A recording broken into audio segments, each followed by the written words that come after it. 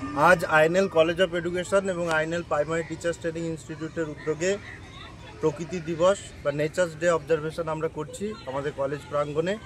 আজকে এখানে ছাত্রছাত্রীরা উপস্থিত আছে যারা, এবং কলেজের তরফ থেকে কিছু চারা গাছের আয়োজন করেছি আমরা, এবং সেগুলো আমরা আমাদের ক্যাম্পাসের চারিদিকে আজ রোপণ করব।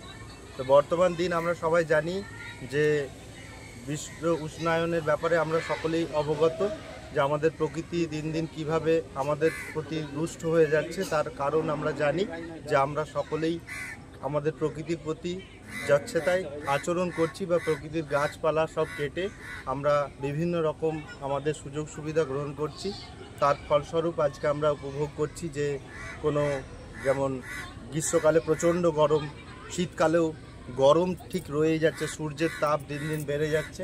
এই প্রকৃতিকে বাঁচানোর একমাত্র উপায় বৃক্ষরোপণ, এবং এই বৃক্ষরোপণ কর্মসূচি আমাদের আগামী দিনেও চলবে। আজকে কলেজের তরফ থেকে কিছু চারা গাছের আয়োজন ব্যবস্থা করা হয়েছে, এবং ছাত্রছাত্রীরাও কিছু চারা গাছ এনেছে, সেগুলো আজকে আমরা কলেজ প্রাঙ্গণে রোপণ করব।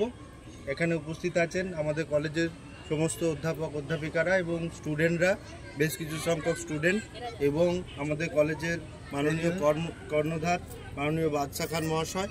তো বাদশা বাবুকে এখন এ ব্যাপারে এই প্রসঙ্গে দু এক কথা বলার জন্য বলছি।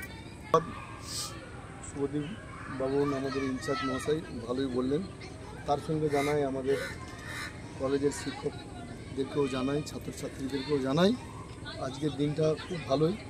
সবাই মিলে আমরা আজ একটি করে গাছ লাগাবো, একটি গাছ একটি প্রাণ, সমস্তই স্যার বলে গেলেন, নতুন থেকে কিছু বলবার নেই। প্রায় 100 গাছ আমরা লাগাবো আইএনএল কলেজ অফ এডুকেশনের পক্ষ থেকে। শিক্ষক শিক্ষিকা ছাত্রগুলোও আছেন, সবাই মিলে আজকে গাছ লাগাবো, একটি গাছ একটি প্রাণ। গাছ লাগাতে হবে, এই তো প্রাকৃতিক আবহাওয়া, গাছ সবাই কেটে ফেলছে। আগামী দিনে বিরাট অসংখ্য কিছু বলবার নেই, স্যার সবই বললেন।